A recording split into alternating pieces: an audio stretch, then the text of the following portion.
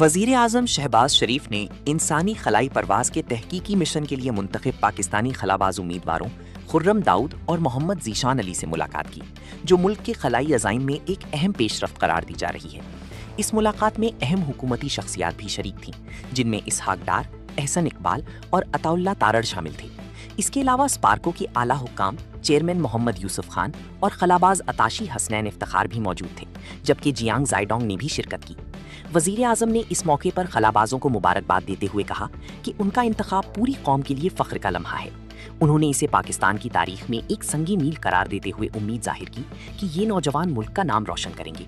انہوں نے چین کے ساتھ تعاون کو سراہتے ہوئے کہا کہ یہ مشترکہ مشن دونوں ممالک کے تعلقات کو مزید مضبوط کرے گا اور خلائی تحقیق میں نئی راہیں کھولے گا۔ چینی سفیر نے بھی اس پیش رفت کو سراہا اور دونوں ممالک کے درمیان خلائی سائنس میں بڑھتے ہوئے تعاون پر اطمینان کا اظہار کیا۔ خلابازوں نے اس موقع پر اپنے خیالات کا اظہار کرتے ہوئے کہا کہ پاکستان کی نمائندگی کرنا ان کے لیے اعزاز ہے اور وہ قوم کی توقعات پر پورا اترنے کے لیے بھرپور محنت کریں گے۔ یہ پیش رفت پاکستان کے خلائی پروگرام کے لیے ایک اہم سنگی میل سمجھی جا رہی ہے اور اس سے ظاہر ہوتا ہے کہ ملک عالمی خلائی سرگرمیوں میں فعال کردار ادا کرنے کی جانب گامزن ہے۔